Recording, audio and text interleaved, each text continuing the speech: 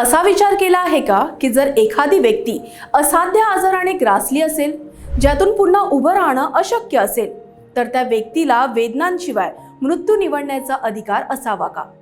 ऐकायला हे थोडं अस्वस्थ करणारं वाटेल, पण महाराष्ट्रात सध्या हीच चर्चा जोर धरते। कारण महाराष्ट्र सरकारकडे 370 पेक्षा जास्त लोकांनी एकच विनंती केली आहे, त्यांना हरीश राणासारखं सन्मानानं मृत्यू हवाय।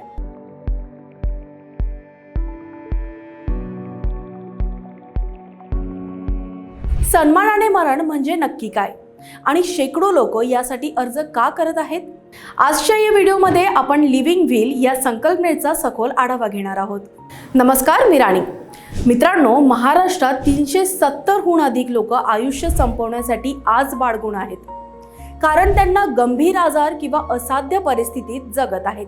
त्यामुळेच त्यांनी सन्मानाने जीवन संपवण्याची परवानगी सरकारकडे मागितली आहे।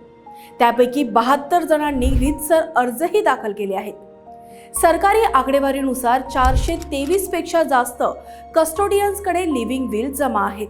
आता महाराष्ट्र सरकार ही प्रक्रिया अधिकृत आणि स्टँडर्डाइज करण्याच्या तयारीत आहेत। पण प्रश्न असा पडतो की अचानक लोक स्वतःच्या मृत्यूचे नियोजन का करत आहेत आणि हे कायदेशीर आहे का? लिव्हिंग विल म्हणजे नक्की काय? सोप्या भाषेत सांगायचं तर लिव्हिंग विल हे एक कायदेशीर दस्तऐवज आहेत। यामध्ये एखादी व्यक्ती स्वतःच्या शुद्धीवर असताना हे लिहून देते की जर मी कोमात गेलो किंवा अशा आजाराने ग्रस्त झालो जो बरा होण्यापलीकडे आहे, तर मला व्हेंटिलेटर किंवा लाईफ सपोर्टर ठेवून माझे आयुष्य विनाकारण वाढवू नका। माझ्या शरीराला होणाऱ्या वेदना थांबवण्यासाठी मला नैसर्गिकरित्या शांत होऊ द्या। थोडक्यात आपल्या आयुष्याचा शेवट करण्याचा निर्णय घेण्याचा अधिकार व्यक्ती स्वतःकडे राखून ठेवतो। यालाच पॅसिव्ह युथनेशिया असेही म्हटले जाते। आता अनेकांना वाटेल की याचा गैरवापर होऊ शकतो, पण सरकारने यासाठी कडक नियमावली तयार केली आहे। पहिली म्हणजे स्पष्ट प्रोटोकॉल। प्रत्येक हॉस्पिटलमध्ये एक स्वतंत्र प्रक्रिया असेल। दुसरी म्हणजे डॉक्टरांची टीम। केवळ एक डॉक्टर निर्णय घेणार नाही, तर तज्ञ डॉक्टरांची टीम रुग्णांच्या प्रकृतीची खात्री करेल। तिसरी म्हणजे कुटुंबाचा सहभाग। यामध्ये कुटुंबाची संमती आणि कायदेशीर बाबींची पडताळणी केली जाईल। सरकार आता हे सर्व रेकॉर्ड्स डिजिटल प्लॅटफॉर्मवर आणत आहे, जेणेकरून आपत्कालीन स्थितीत डॉक्टर त्वरित ते व्हील ॲक्सेस करू शकतील। तुम्हाला आश्चर्य वाटेल, पण सध्या दररोज सरासरी 2 ते 3 लोक लिव्हिंग विलसाठी अर्ज करत आहेत। यातून काय सूचित होते? तर आता समाजाचा मृत्यूकडे बघण्याचा दृष्टिकोन बदलू लागलाय। लोकांना मशीन्सच्या आधारे वेदनादायी आयुष्य जगण्यापेक्षा शांततेत निरोप घेणे जास्त योग्य वाटते। स्वतःच्या मृत्यूचा निर्णय घेण्याची ही जागरूकता नैतिक आणि सामाजिक दृष्ट्या खूप महत्त्वाची आहे।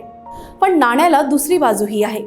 काही लोक म्हणतात की जीवन देणे देवाच्या हातात आहे, तर ते संपवण्याचा निर्णय आपण कसा घेऊ शकतो? काय हा खरोखरच अधिकार आहे का की पळवट? मेडिकल सायन्ससाठी देखील हे एक मोठे आव्हान आहे, कारण डॉक्टरांचे काम जीव वाचवणे असते, जीव जाऊ देणे नाही। मित्रांनो, लिव्हिंग विल हा विषय जितका संवेदनशील आहे, तितकाच तो महत्त्वाचाही आहे। सन्मानाने जगणे हा जसा आपला अधिकार आहे, तसाच तो मृत्यूच्या वेळेही असावा का, हे तुम्हाला ठरवायचे आहे। तुम्हाला काय वाटतं? लिव्हिंग विल हे एक योग्य पाऊल आहे की यामुळे भविष्यात धोके निर्माण होऊ शकतात? तुमच्या प्रतिक्रिया कमेंट्समध्ये नक्की सांगा। जर हा व्हिडिओ माहितीपूर्ण वाटला असेल तर लाईक करा, शेअर करा आणि आपल्या चॅनलला सबस्क्राईब करायला विसरू नका। धन्यवाद।